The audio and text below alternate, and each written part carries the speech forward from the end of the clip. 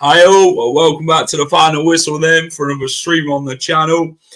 And tonight we're going to be joined by Rob Tanner from the Athletic, the Leicester City correspondent. We're going to talk to Rob about PSR. We're going to discuss Ruud van Nistelrooy, the January transfer window, which is now closed, where Leicester City go from here then, and what is going on at our football club as we look really much in a crisis and we look in trouble, and it looks like the Championship is well and truly looking over our shoulder at the minute. And we're going to get into everything and discuss all your questions. So whatever questions you've got regarding Leicester City, ask them away. We're going to get as many questions to Rob as always. So get your questions in for him as we chat. Charlie, how are you? Terry, how are you? Wilby, we are in, mate. Don't you worry. The boys are back in town. So let's get Rob in and let's get chatting. Rob, how are you? All right. Thank you very much, Jack. Yeah, good to be back on. Fantastic. Rob, let everybody know what you do at the Athletic, mate. I cover Leicester City. 16 seasons now. I've been covering them for the Leicester Mercury and now the Athletic for the last 5 years. But I should also do lots of other little bits and pieces as well for them. So, I'm always kept very busy. Fantastic. Rob, talk about your latest article on the January transfer window.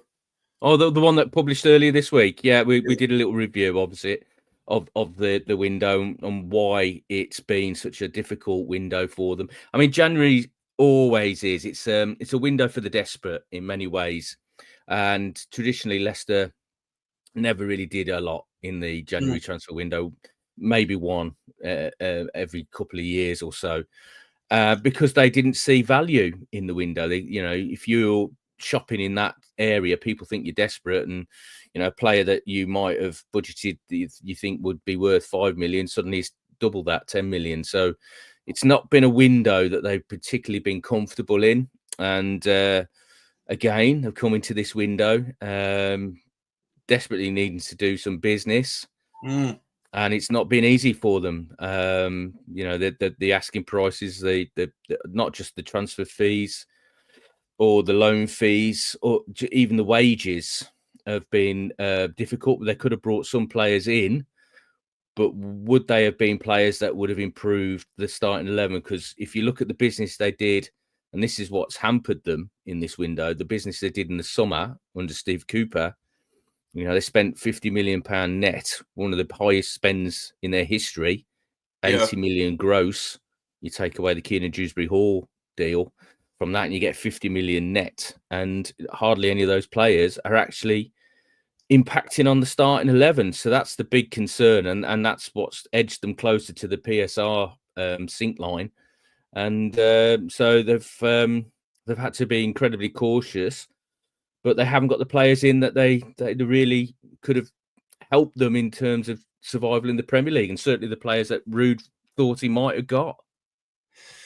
Yeah, this is the problem, innit? I mean, we look at Ruud van Nistelrooy coming in, obviously having to deal with the squad that he had at his expense. Obviously, there were many times in the window that he wanted to bring in players, and then it kind of dragged near the end, and he were like, yeah, if I have to deal with this sort of squad going forward, fantastic, we'll do that. But then if we can bring anyone in and strengthen, then we will do. But how do you sort of see Ruud? Obviously, you'd interview him on a weekly basis at the press conference and that, and ask numerous questions to him. How do you think he's kind of dealt from the start of the window to the end? How do you think he's kind of handled everything? Do you think he's there's things that he wants to tell you, or do you kind of think he feels very lied to and annoyed? He's incredibly professional. Incredibly professional. He's probably one of the most professional managers I've ever come across in terms of how he handled himself. He won't show any frustration. He won't show any pressure at all. I've got a piece running tomorrow where I've spoken to many of the people that he's worked with in the past in his coaching, tender coaching years in Holland, and also, you know, his playing days, about his character, how he's going to handle this situation. They've all said the same. You know, he won't show that the pressure will get to him, even if it is on the inside, because he's got to be the leader of the ship. You know, he can't mirror to the players of that thing that getting to him, because it's all done and dusted if that is the case. And so he's handled this transfer window in exactly the same way. He won't come in like previous managers. Brendan came in very frustrated at the start of the 22-23 season because he had players lined up, and he expressed that in a press conference. You know, I'm sure Steve Cooper would have been exactly the same. Previous managers would have come in and done the, you know, express their discomfort with the lack of business, but Ruud hasn't done that today. We spent 45 minutes with him this morning, and he was very much realistic about the situation. In fact, that was the word he used a lot. Realistic. He said, you know, there were possibilities that we looked at, but the reality is, you know, the numbers that we thought were on the table were no longer on the table. In other words, everybody's ramped up the price because they know Leicester were desperate to sign players. So, you know, if you're in control, you know, it's a selling market for them. So everything sort of ramped up, and they realised that they could have got players in, but to get the players in that were going to make that big impact on the starting 11 was proving to be incredibly difficult. No, I'm not making that is basically, I'm telling you what their reasoning is and what they've been saying to us and what Ruud said to us today. That is their reasoning of what happened. That the market just became incredibly difficult for them. It just feels like a transfer window where they've sat twiddling their thumbs, thinking, what do I do? Or who can we bring in? Where do we strengthen? I mean, surely this should have been the plan. Obviously, when Steve Cooper were here, they were planning, weren't they, for January, and where Steve Cooper wanted to strengthen and what they'd spoke about. He did say he spoke to John Ruckin and talk about numerous of areas we'd like to go about. But when Ruud comes in, it changes again, don't it? Because he'll see different things to what Steve sees. So how do you kind of like work between the two managers? But this is the problem with the last few years. I mean, they've had so many changes of manager, and the managers always have the final say on who they're signing, that you've got no consistency. So there's no identity. There's no sort of plan of how you want that team to play. What's the identity of Leicester City now? We used to have a clear identity. You know, we're a side that played in a certain way and we recruited players to fit that system, but also they had to be young with the potential to increase in value, and then you could sell on as assets and then reinvest that money. That was the plan year after year after year, and it worked. It was a plan that really worked, but they've since COVID. I mean, I know you asked me off air where did it start to go wrong. Well, for me, COVID in many ways impacted the club massively in terms of their plans for increasing their revenue, because then obviously more revenue, you've got more leeway with PSR, all the plans for outside the stadium, but Roy Dykes Road all the way up. I mean, that was revenue that you could have drawn upon day after day through, you know, all year round, and reinvested into the club. They had to put a stop on that, put some brakes on that, because during the pandemic, everything shut down, manufacturing shut down, and all the costs of all the parts and everything that they needed for that, all the materials went through the roof. So there was no point doing it then, because, you know, you're paying probably double the budget that you initially thought. But then, you know, they had that summer after that, 21-22, where they didn't sell an asset and they spent a lot of money on players that didn't improve the starting 11 under Brendan. Then Brendan got frustrated because he wanted even more, and they were so close to PSR, and it's all been a spiral ever since then. They've been trying to. I can remember Brendan saying to me once about how you progress, if you're ambitious, how you progress. And he said, like, if you wade out into the water, and the water's up to your waist, you're too comfortable. If it's over your head, you're uncomfortable. If it's just below your chin, then that's probably the place you got to be. Leicester City have had their heads under the water trying to get back up at the moment because the PSR situation has strangled them. It's paralysed them in many ways in terms of the transfer market. Vets talks about Cooper. This is a big thing in the summer, blowing the money. That's right. This is a big thing, really. I mean, the PSR situation in this window is mainly due to the change of manager and the business they did in the summer window when they did spend, net 50 million, which is one of the biggest spends, as I said, they've ever had. But you look at the starting 11 under Rude, and he said it today actually about the 2 Premier League loans. I mean, Facundo Buonanotte, who I really like and I thought was one of the best players. Why don't he fancy him, Rob? What is it behind him and Buonanotte? I don't know. I honestly don't know what it is about him. He doesn't fancy, but he started him 3 times in 12 games. Yeah. And then Odsonne Edouard has been a disaster. I mean, has he done 26 minutes? I think it's 26 minutes of Premier League action. 94 minutes. And that removed any option to bring in another Premier League loan. Yeah. So that was a big problem.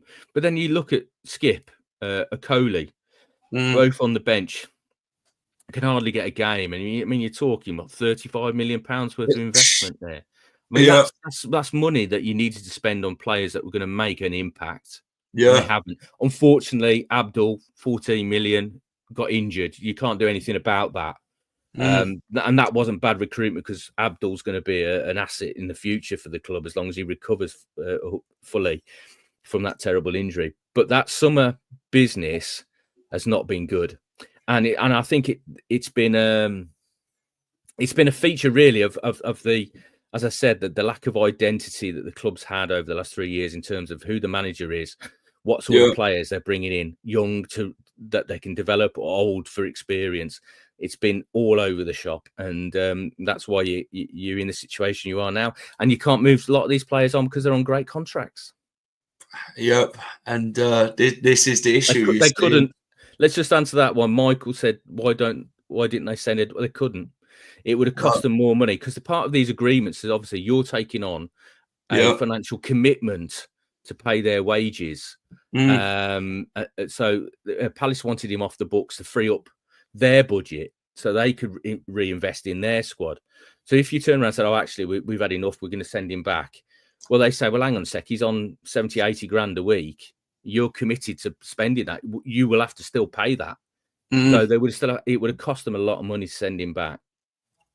Yeah, Mark touches on the wages situation, Rob, what you've just touched on. They've handed out absolutely obscene wages to, you'd call them bang average players, really, wouldn't you? I mean, I wouldn't call Vestergaard a Premier League player, to be fair. A 3-year contract. I mean, his agent's got been rubbing his hands when he'd been signing that contract, to be fair, because they'd made us look like mugs. But then this is the issue, what Leicester's been doing at the Rob. They've been handing out more wages than what they've been bringing in. And this is what's got us in the problem to start off with. You know, we've been handing out all these massive wages. I think they've gone, like you said, with Conor Cody, you know, supposed to be a leader on the pitch. He wanted a move to Wolves in the January transfer window. He tried pushing a bit more on that one.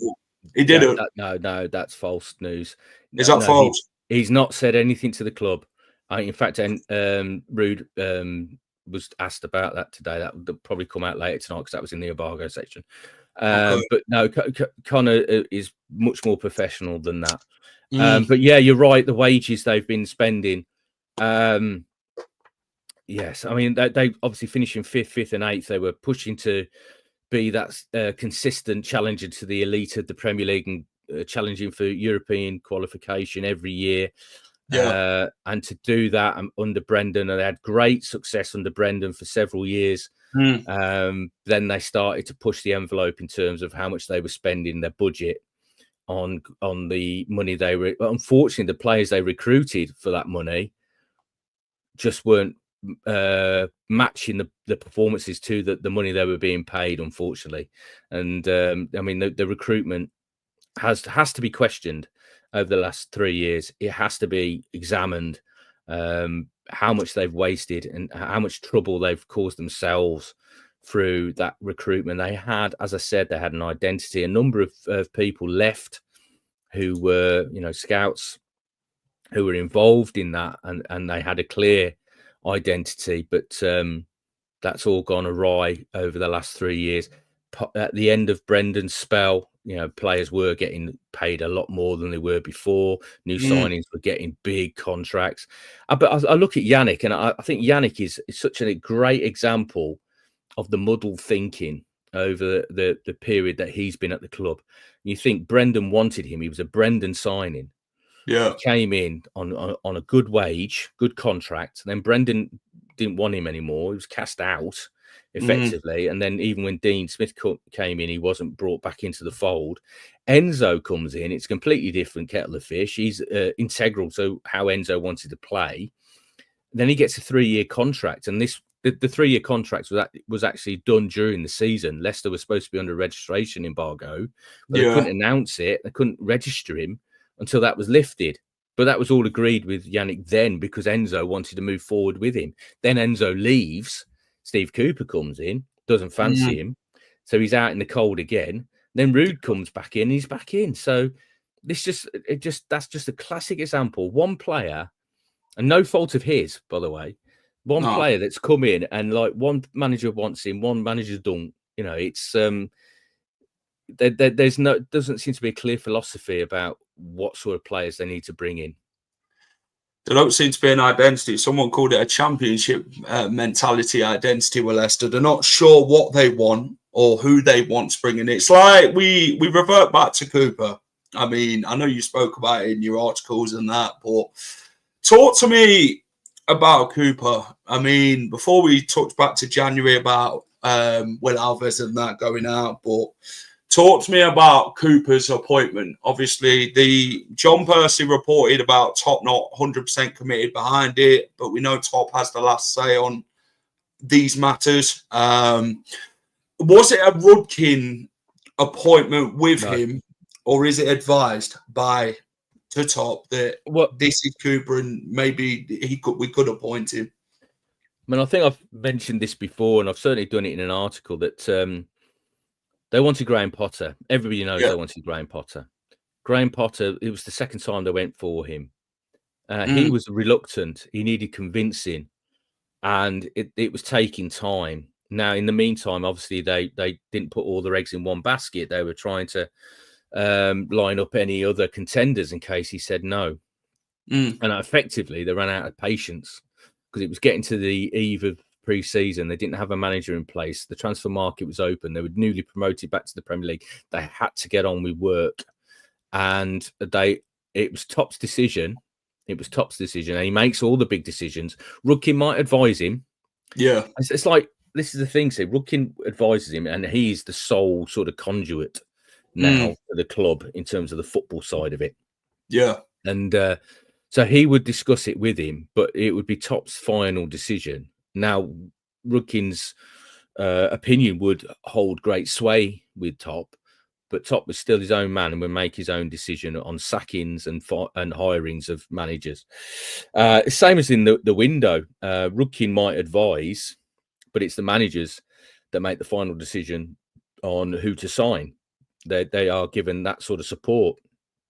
But yeah, they decided to go down the Cooper route because I believe he really impressed them in terms of a presentation he did, which basically pinpointed his highlights of his career, the areas that his teams have excelled in, what he's done right, and this was compared to like some of the top managers around in the country. So they thought, right, okay, we can't wait for Potter anymore. We've got to get on with things. We're going to make this Cooper appointment. And then after 12 games, they decided, no, this was the wrong decision. Even though Leicester weren't in the bottom three at the time, I think he might have rubbed a few people up the wrong way a little bit. There was a lack of connection with the fans. I don't think it was all about the fact he was the former Nottingham Forest manager. I think certain players. Leicester fans are going to be very hard to connect with at the moment because they're so upset with how things have gone over the last few years. So, you know, it'd have to be, I mean, even Enzo struggled to connect with them last season. His team were winning most weeks. You know, that's a very difficult job to do for Cooper to connect with them, especially with the Forest thing on his back as well. But ultimately the players, as was evident, you know, with the Copenhagen nightclub incidents, you know, they went from having a very structured manager who laid everything out for them, made a very simple game plan for them that they followed and had faith in. And then Steve Cooper was coming in and saying, okay, we'll have a structure that's a bit similar, but when you get in the final third, you've got freedom. You're going to express yourselves, and they weren't comfortable with that. They should have been. I mean, you know, professional footballers, but they get paid a lot of money. They struggled a little bit with that responsibility, and it wasn't a good match, unfortunately. And that's, again, you know, I would point the finger more at Leicester City than Steve Cooper on that score. Yeah, it should never have been appointed in the first place, to be honest. Maybe Steve Cooper was the right man elsewhere for a different club, but the mess he was in at that point, he should never have been appointed at all. That just wasn't for him. He obviously there's Forest connections, but then I just think that's a bit of an excuse, to be fair, with Wes Morgan, what he did at the club for £1 million when he came in. What was it, 2012? And you know, you've had Stan Collymore here, you've had Martin O'Neill here who had Forest sort of connections as well. So that's what I'm saying. You've had Ben Alawan as well, who's gone to Forest on loan and done what he's done there. And I don't know. Ben talks about Leicester fans are above that. I think Leicester fans are above that, really. Club needs a huge reset. The model needs to revert to hungry young players with upside. Also, start playing the likes of Alves, high earners out the door. Get a new director of football who can build, unlike Rudkin. How do you kind of do you agree with what Ben's saying there regarding what he said? Well, in terms of a reset, that there's going to have to be one in terms of the playing staff.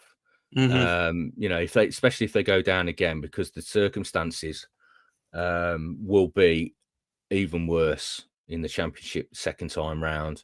You know, I mean, already you would suspect that their main asset is Madsen Manson, and he will have to be sold regardless this summer for decent money, and that money reinvested. PSR is changing, by the way. I mean, it will be changing, but you know, immediately they've got to cut their cloth. But I just imagine if they get relegated, there'll be a lot more than Mads that has to go. And also, you've got to look at the squad and say, right, there's a number of players here that have failed numerous times now. You know, we've had if we have two relegations in 3 seasons, then really, is it worth carrying on with this? Let's start from, you know, a clean break with a lot of these players. In terms of the structure of the club, I know some fans have organised a protest for the Arsenal game, Project Reset. I hope to speak to some of them to find out exactly what that means. Project Reset, what they actually want. Is it solely John Rudkin they want out? Because if I look at the structure of that club and what's worked in the past, when Kumfi Chai was alive, there was Kumfi Chai overseeing. He was the major decision maker at the club. He had full control, and Rudkin never did. Very strong character, Kumfi Chai, but also, you know, looked after King Empire. Whilst he was doing that, he had Top, who was very close to the club at the time. He was almost like his conduit, working with John. Susan Whelan was involved a little bit on the football side as well. She negotiated the Harry Maguire deal to Man United. Since then, we've lost Kunvishai. Top's taken on all of that. At the time, his business has had to handle a global pandemic that has really hampered the travel industry. He's had to go through the fact he's grieving for his father and the subsequent inquests that I've been attending in the last few weeks. The legal action that's come in as well, and he's got married and started a young family as well. So he's got a lot on his plate. But in the meantime, I think there's a tier of management that's missing at the club. Now, I think it'd be a great move for the club to bring somebody in to work with John Rudkin. Yeah. So somebody to oversee not just recruitment, but help on the football side. Let John be, I don't know, the link to top, but have somebody else in there with experience. Dare I say it, a Nigel Pearson type character. Not Nigel's time and the touchline might be coming to the end, but he's got so much experience and he's got a certain personality. That has worked wonders at this football club. He's got a side on him we don't want to mess with, though, and this is the case where he might strangle a few people if they get on the other side of him. Wow, would that be a bad thing? Well, I think some people need to sort it out. But somebody with experience that can help Rude as well. Yeah, exactly. That link to Rude, because Rude's a young manager and he's vastly experienced as a football. I mean, you'd be hard pressed to find somebody that's got more knowledge of football, having played for Man United, Real Madrid. He's a top player, and I've been incredibly impressed with him. I have to say, with all my dealings with him so far, he is a really decent guy and very incredibly professional. But I just think they need some help in there. I think they need an appointment to come in that can be a link between them all, and I think then we can push on a little bit. Terry asked about Danny Ward. I mean, some say he's on 40 grand, some say 50. He's out of contract at the end of the season. I can't see. He needs to move on as well for his own career. He does. He's been on good money. He was signed for 10 million quid from Liverpool to be the answer for when Casper left, and it hasn't worked out. Probably a new start for him is long overdue in terms of his own career. Yep. Can we expect to see players like Braybrook or Wormlington to reappear in the first team? I mean, well, at the press conference today, I mean, you've probably all seen what Rude said. Yeah, Monga's in, Jake's in as well. So he's got a 15-year-old and a 16-year-old going with him to Old Trafford. And he basically said, look, if I can't recruit from the outside, I'll promote from the inside. So, he knows that squad isn't good enough. What's he got to lose? What has he got to lose at the moment? Because obviously the run they're on. Yeah. I mean, that performance at Everton was one of the worst I've seen from a Leicester City team. It was awful. So what's he got to lose? Throwing some youngsters in and saying, I mean, and support. You've got to support them. I mean, I hope they don't. I mean, obviously there's a lot of negativity and there's a lot of toxic atmosphere around the team at the moment, but I'm sure they would. The Blue Army would get behind any youngster that come in and give them all their support. Especially, I mean, he's a boy, Monga. He's 15. He's a boy. He's a wonder kid, isn't he? Who Real Madrid and PSG and that have been linked with, who they could buy in the summer. And they're all looking at him. They're all aware of him. I think we can keep him and improve him, Rob, and get him in the first team, and it might be pivotal for us. Well, yeah, it wouldn't hurt if he's made a first team appearance or two before the end of the season. But I'm sure his advisors would be looking at it and thinking, well, he's got more chance of breaking through in the first team early doors at Leicester City than jumping ship now. But, money talks, and you don't know what the personal circumstances are of the family. I mean, he's still on scholar forms. He's not being paid. He's not being paid to play. So, it's but you can tell from Rude's comments today, the way he was in the press conference, that he might be frustrated he hasn't been able to get the players in, but he's not going to sit around moping about it. He's going to try and find an answer internally. And if that's a Sammy Braybrook, I mean, Ben Nelson, when he comes back from injury, I mean, I know he's out. I don't really know the circumstances of his loan, whether he has to go back to Oxford. He might have to go back to Oxford when he's fit, but I don't know the circumstances of that.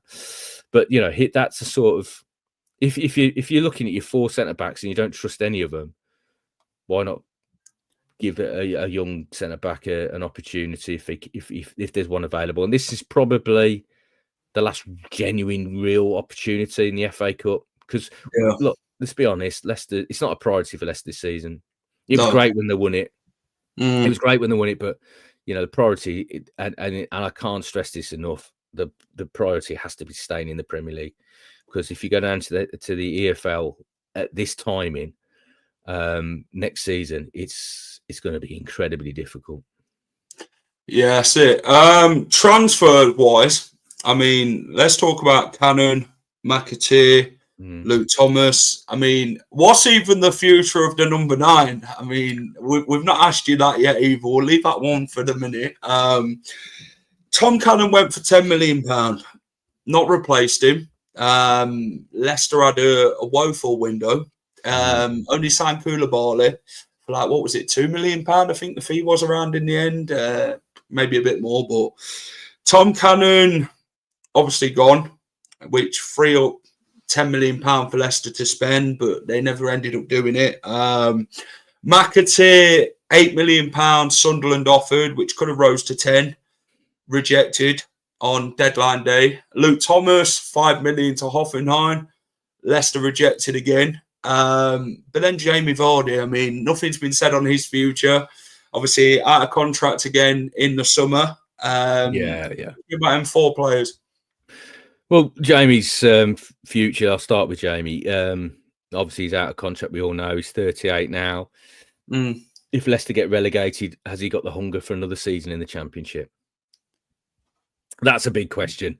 When they got relegated last time, I was fairly certain that he would want to stay and get them back up and leave them, on a high. I mean, he came in when they were in the Championship. I don't think he really wanted to leave them in the Championship as well after everything that he's experienced at the football club. I don't know this time round. I'll be honest. I have my doubts. But in terms of the other deals, Cannon wanted to go. It was an opportunity. I mean, he's obviously been here 18 months, not really featured at all. I think 16 appearances in total. Yeah. Brought in to add support for Vardy. But Enzo never really played him. Patson Daka was the character that was considered the next one in the pecking order. Only played with one striker. It was a waste of Cannon's potential, a very important part of his career. And I think he's felt the same now. He's gone to Stoke. Sheffield United come with a good opportunity for him to go and play in the Premier League next season with them. So I think he wanted to do the deal. Leicester looked at it and thought, well, we can make a profit on a player that's not really contributing for us, that we spent £7.5 million on. We can make a small profit on him, £2 million, because obviously there was a sell-on clause for Everton as well. So they decided to just do that deal. And unlike you all, I thought, okay, they've just activated a loan facility with Query. They brought in £10 million for Cannon. They're going to have a little.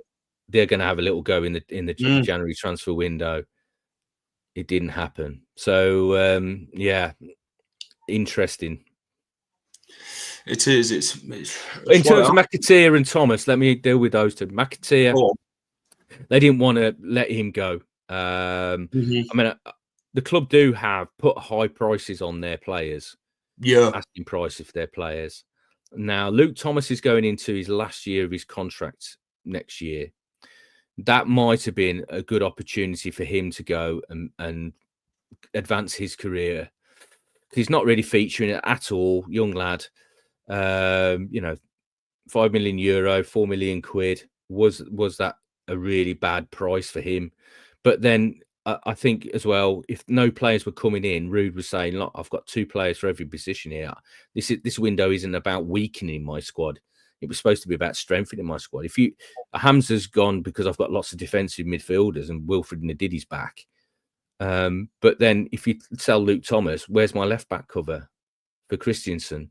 If you sell McAteer, where's my options in attack? If something happened to Jordan Ayew and Fatah was out for the season, I think that was an influence from Ruud saying, look, come on, you can't weaken my squad. You're supposed to be helping me in this window, and I've only got Koulibaly. So don't let all my young players go. And if you go down as well, will those lads be featuring? Yeah, a lot of players are going to be gone, aren't they, if we go down? Yeah. I mean, Ndidi. There was a lot of speculation on Ndidi this January transfer window with Atletico Madrid, and I think it was Monaco at one point as well. But there was a little rumor, which I'm going to clear up with you now. Wilfred Ndidi, Atletico Madrid, apparently offered himself to them. Can you deny that, or? I don't know if he offered himself. I mean, he's under contract. That would be incredibly naughty. But that's how agents work. That's how it got put. Agents will try and facilitate opportunities for their clients. That's what they're paid to do. And obviously they get paid when players do deals and move or get new contracts and that. So that might have even, if that happened, that might even have been without Wilfred's knowledge, to be honest. But Wilfred obviously was injured, so he's not at that time. It wasn't like a massive draw, but he's another one that if they go down, maybe it's time for a fresh start for him and for Leicester City as well. I agree.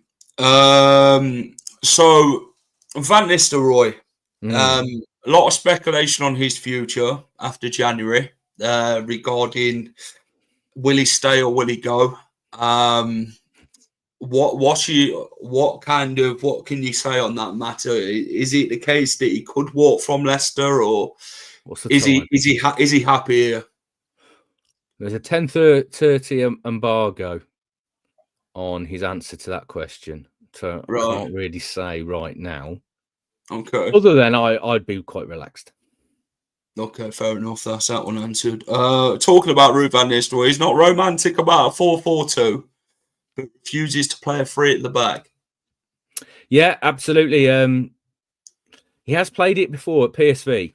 He has changed it up at the PSV, but he has been so wedded to his system. And again, the article that I'm running in the morning, speaking to some of his former colleagues and coaches, they've basically said, look, if it's not working, he's got to find the answers internally. If he can't bring players in, then he might have to switch formation. Now, I look at it and think, well, you've got a 6'5" centre back who at Everton in the first 10 seconds didn't want to head the ball, but he's also caught out with pace.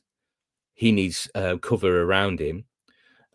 You've got Okoli and James Justin who are athletic. Yeah.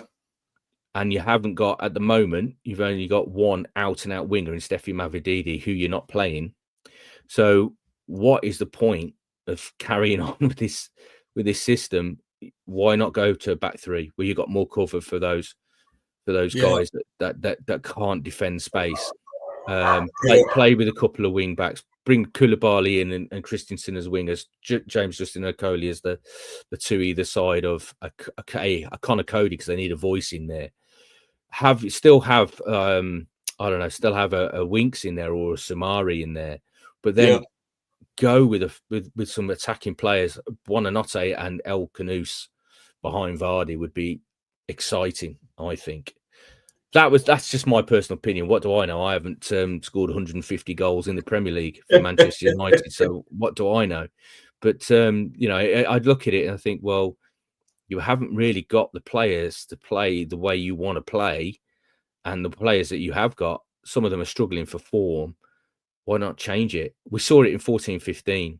Admittedly, Pearson had Robert Huth coming in on loan in the January transfer window, although he had a belated start, didn't he, for an unfortunate game on social media that gave him a little ban, typical Robert Huth.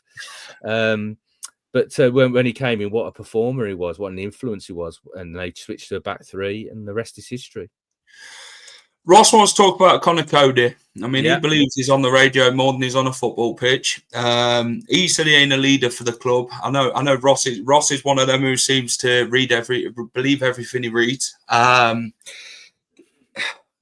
The deal for Craig Dawson and Connor Cody. Obviously, there's been a lot of speculation regarding what Connor Cody's apparently done, or he has done or hasn't, but How do you talk to me about that deal between Wolves and Leicester, and talk to me about the Connor Cody and kind of can you actually squash what I think it's the Mirror who put it out about Connor Cody about pushing to Wolves to go back there. What do you kind of say on their matters? Connor's not pushed for anything. Okay, that's this is what happened. Wolves muted that idea. Yeah, they wanted Connor back. They thought in their circumstances, take him, pass on Dawson. It was a very quick conversation. Now, obviously, it's got leaked to the media, so it's gained more traction than probably it was worth. But that wasn't manufactured by Connor Cody. Okay. That's actually one answer then, Ross. He squashed the actual rumour that went round. Terry talks about Wout Fass. Galatasaray, someone reported it in Turkey about that one. Apparently Leicester wanted 20 million euros with what he reported in Turkey, the guy himself who's a journalist over there. But did Galatasaray actually have interest in Fass, and could you have really seen them paying 20 million euros for a centre-back who's very much could be well and truly out the door in the summer, Rob? Not to my knowledge. I mean, that's fanciful that you can get for 20 million quid for Fars at the moment.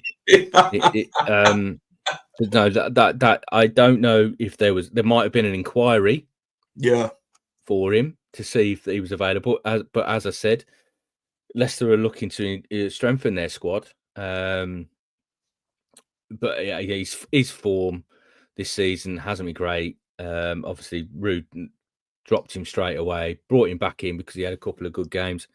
But then, his performance at Everton was pretty poor for a player that's playing regularly for Belgium. He's perennially off the wrong side of his man. He's out of position a lot. Blimey, if they'd offered 10 million, I would have probably snapped their hand off. But and then tried to bring in a young centre back. But no, he's not in the best place at the moment. Well, far as I don't think that I don't know for sure, but I'd be very surprised. So it just kind of feels that he's not committed at the minute. 100% is probably mine. No, I think with him it's a concentration thing sometimes, and we saw it a little bit in the Championship. Where it almost looked like at times he thought it was too easy for him, and he'd take a risk too many. In possession. But also he gets dragged out of possession. He goes into midfield, or he gets dragged wide. Or I noticed early in the season, I mean, James Justin got some terrible criticism early in the campaign. But when I looked at the goals they were conceding around that time, he was always left 2-on-1. And Valpars was like 10 meters behind him. And, you need your centre half on your shoulder, not dropping off. And this is my problem a little bit with the Everton game. With the first goal, Yannick Vestergaard dropped off and left Samari to it, but Samari was under the ball. He was backpedaling. I want my 6'5" centre half to go and head that in the first 10 seconds of a game, get it clear. But these are fundamentals of football. You defend first and foremost. Worry about breaking into midfield and playing passes that break lines. Defend first, please. I agree. Touching on the transfer thing, obviously this came from Kieran Maguire. The last 5 years at Leicester, transfer spend is what he's talking about. £258 million. I think it's the 20th lowest spend out of all the clubs. What's your initial thoughts on the graph? Well, the first thing I said to you is that net or gross? I'd have to work that out. I mean, I've only just seen that figure. I'd have to go back and work it out in terms of, because we don't always know the full price of some of these deals. But in 2021 and the last summer, they did have a decent spend in terms of like 50 million, which is up there. Obviously, it's not compared to some of the money that other clubs are spending. But a lot of that's to do with the PSR restrictions they found themselves in because of the reasons we discussed earlier. You know, they went for it, and the wages, and that's eaten up their budget. Now, if this new PSR comes in, that's 75% of your wages, of your revenues is allowable and wages, then that gives you a bit more wriggle room if they stay in the Premier League.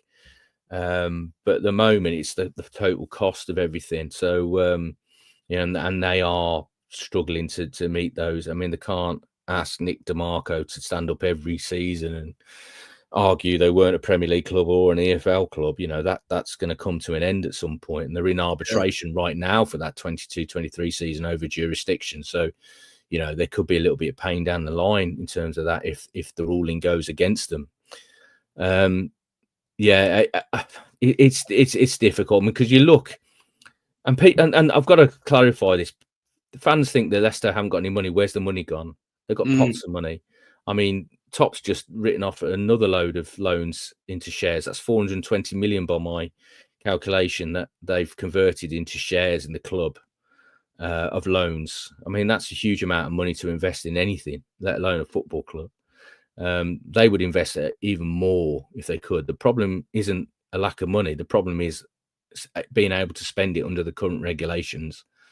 And part of that is that they haven't given themselves any wriggle room in terms of the wages and the contracts and previous transfer dealings that haven't worked. Yeah, Mark goes on about no PSR restrictions on construction costs. No. Top should have got on with development to bring in more money and raise the PSR bracket. I mean, obviously that's on hold at the minute, isn't it? Okay. Here's an analogy. You want to buy I don't know, a new car. Yeah. And it's going to cost you 10 grand. And then I don't know, the belly falls out of the market, and then suddenly they are like the niche car to buy, and the price suddenly goes up to 20 grand, and you think in a couple of years' time that's going to drop again back down to 10 grand. Would you go and spend 20 grand, or would you wait and spend 10 grand? I mean, that's the thing. And I'm not talking about 10 or 20 grand. I'm talking billions. You know, this is a huge amount of investment to reconstruct that whole area.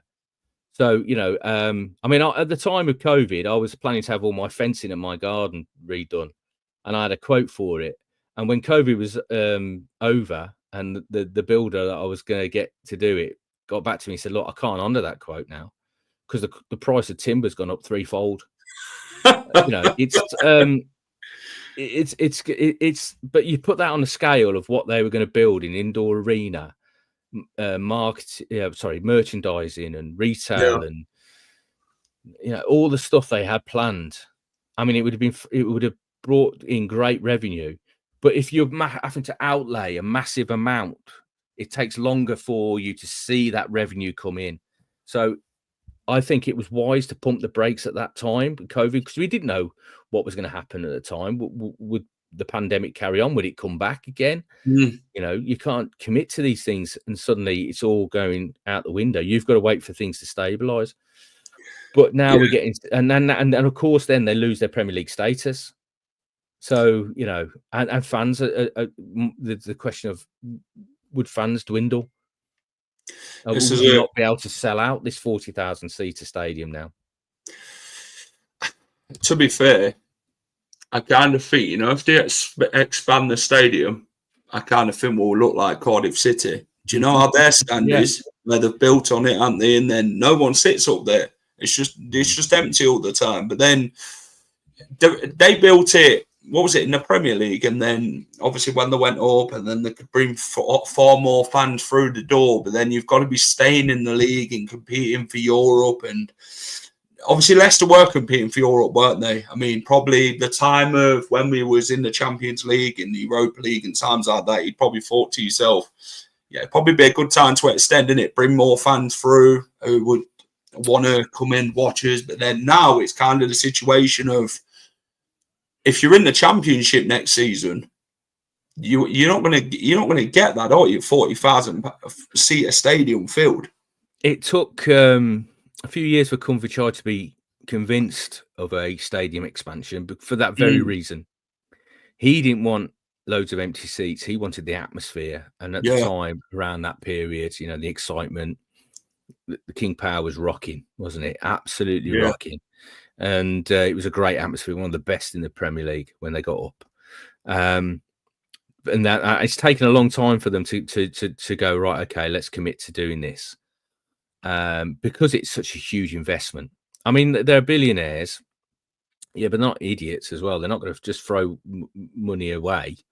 You know, you don't become a billionaire by being wasteful. So it's one to keep on the back burner. I mean, they've got all the permissions now. They've got all the plans in place. It's just the right timing. And I think it'll only be the right timing when they're properly re-established in the Premier League. What's your initial thoughts on this? I've seen this on social media. Someone's put a players thing together. I think they've spelt leave wrong. They put Levy. 192 million pound. Tillemans 38 million. 28 for Perez. 28 for Slimani. 23 for Iheanacho, 18 for Sionchu, 18 for Silva. After the 14-second thing, the fax machine started working again a year later. 17 million for Dennis Pratt, 12 million for Napolis Mendy, 12 million for Filip Benkovic. Are there any more players you'd like to add on for free? Obviously, I think it was Daniel Amati on there as well, Rob. I think you have to miss Daniel Amati off. Well, Johnny Evans went for free as well, although they only spent 3.5 million. Like £3 million, so that still adds up, doesn't it? Yeah, but I mean, I think Jose Perez was 30 million. Tielemans with all the extras in terms of qualifying for Europe and winning the FA Cup would be close to 40 million. Slimani was 30 million. Let me look down. I think Silva was 22. It's a valid point. You know, the amount of money that's been spent on players, and they've gone on freeze. And again, I go back to the spending that they've done, and the money they've spent, and recouping that money. It's been very difficult because of the prices they've put on those players. Even ones going into the last year of their contract. And a lot of the times that price has put people off. And somebody say, why didn't you sell Tielemans? Well, because what Leicester were asking, nobody else would take them when they think, well, in 12 months I can take him for nothing, which is what Aston Villa have done. And that's been the case with a lot of these players. And also when they get into the last 6 months of their contract, they can sign pre-contract agreements with teams overseas. You know, and Charles Sionchu was doing that with Atletico. So, you know, it's very difficult, but you're right. That looks terrible, doesn't it, on paper? You know, look at how much money you've spent and you've not recouped anything on them. I mean, obviously, in the meantime, you've got to factor in the performances and the success you've had with those players in your team and what they've done for you in terms of winning the FA Cup and qualifying for Europe. You know, you wouldn't have achieved that without them. But then to let them go for such a combined fee, it does look bad. Even if, you know, at the end you could have got, I don't know, 20 million for Tielemans, 15 million for Tielemans. It's better than letting him go for nothing.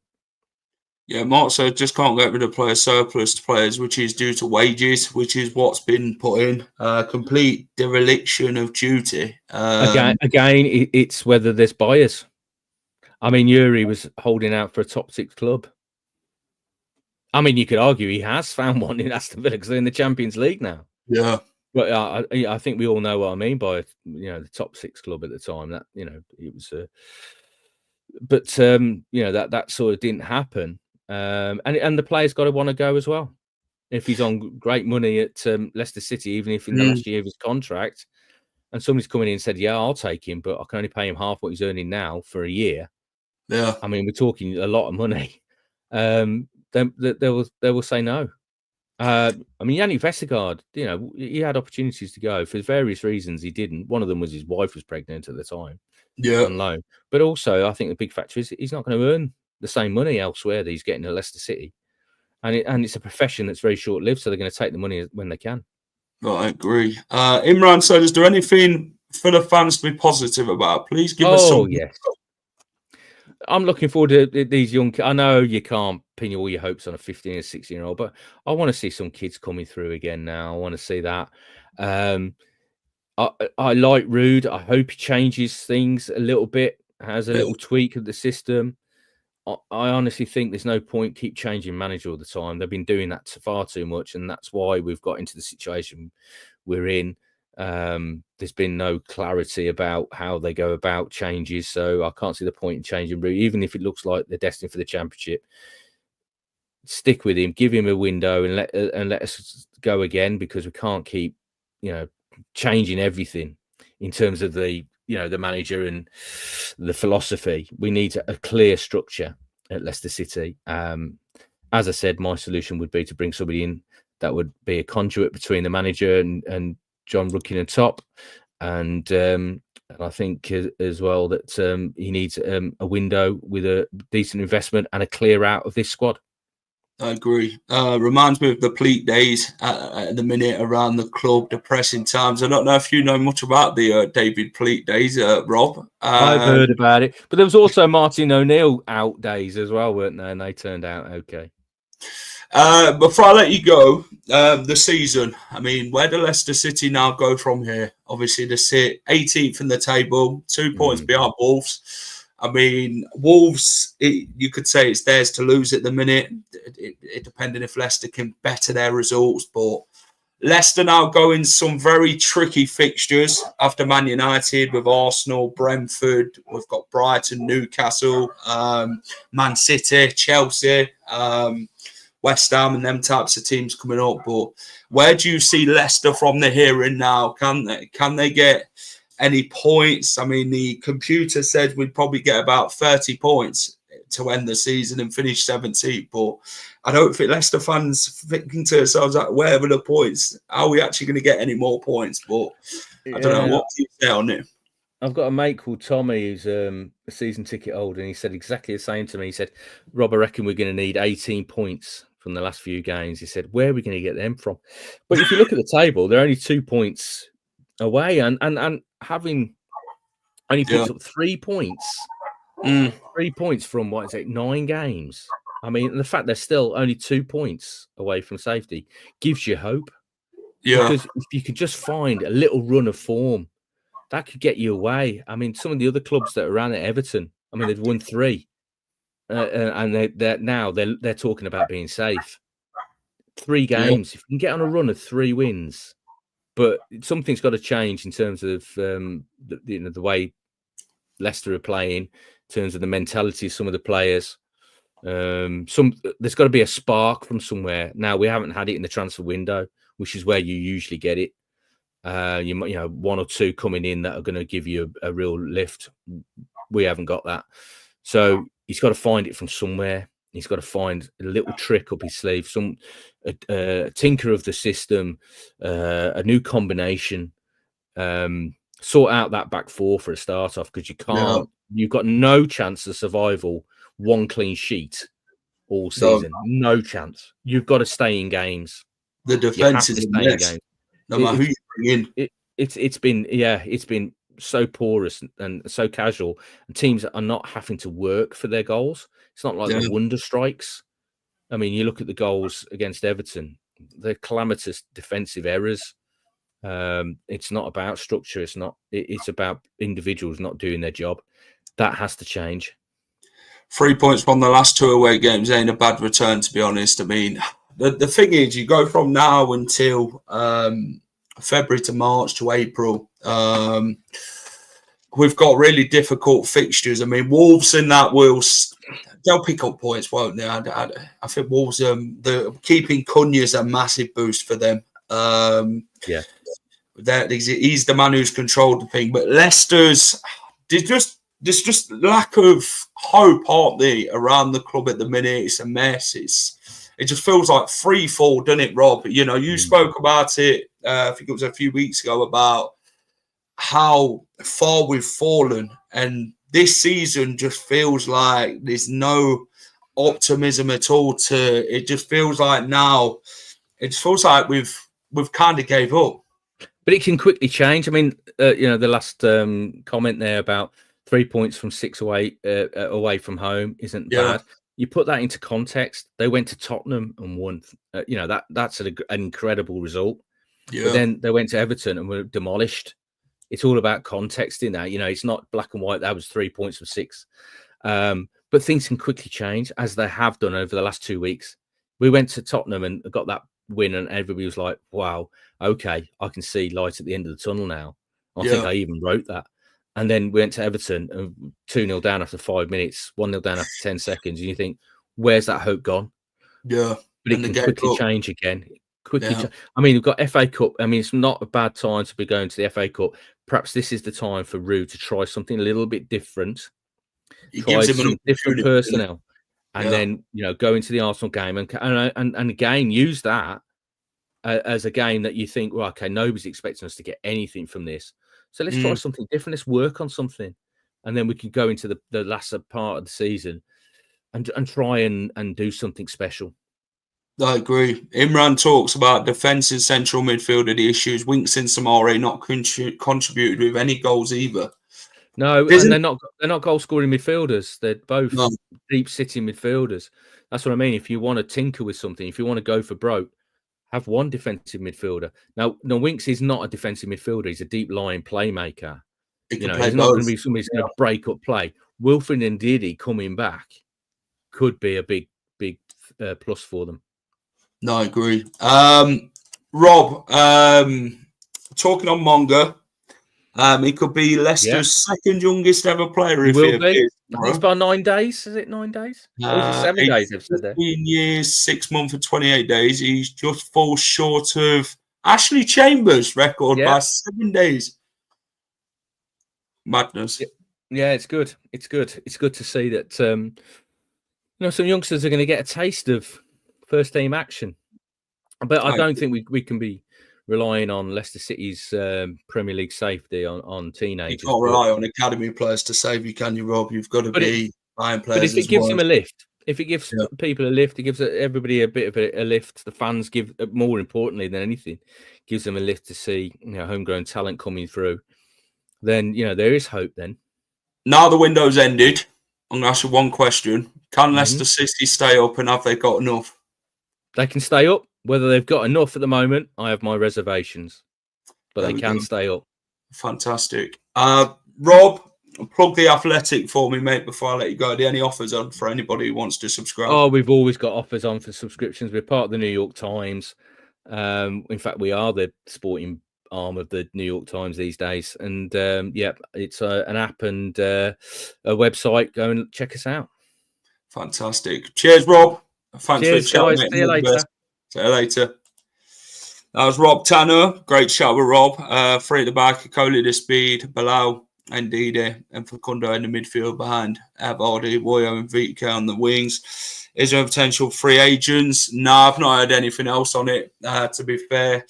Looks like we're stuck with the squad that we've got then going forward. And, can we stay up is another thing. I mean, the optimism's flat at the minute. And, we don't know where we're going. It's this Leicester City roller coaster goes on this season. And, Man United next on Friday, tomorrow. It's going to be an interesting one there. Will Root change a few bits? Will we see Jeremy Monga start, maybe? I think there'll be a few changes going into that game. Root return to Old Trafford for the trilogy match v Man United. I mean, couldn't make it up, could you, playing them in the Prem, FA Cup and bloody Carabao Cup in the same season? But yes, we're interested. Arsenal next week at home. Massive game, of course. They lost in the Cup yesterday, didn't they? I mean, they've got Martinelli injured, is it? I think, but I don't know. But cheers, Michael, as always, mate. Cheers, Jack. Great stream again. Always great to hear from Rob. Take care soon. I will be at Old Trafford tomorrow, by the way. Don't hate me. I'm sorry. Thanks for watching. Go and check out the match preview I did with my good friend from the Stretford paddock, Jay Motti. Go and check that out. It is on the channel now, so if you haven't watched it, go and get a watch. Thanks for watching, everyone. If you could subscribe, that'd be fantastic. It'd help me out massively. Hit that like button for me as well. And, thanks for watching. Take care. Have a great rest of your evening. Always have optimism talking to Rob. Excellent show. Appreciate it. Cheers. Have a good one. Up the Foxes. Keep up good work. Appreciate it. Take care. Have a great rest of the night, wherever you're up to. Up the Foxes. Keep it at the final whistle. Let's go it. Hi all. Thank you for watching the final whistle. If you enjoy all our content, please remember to smash a like, share and subscribe to the channel.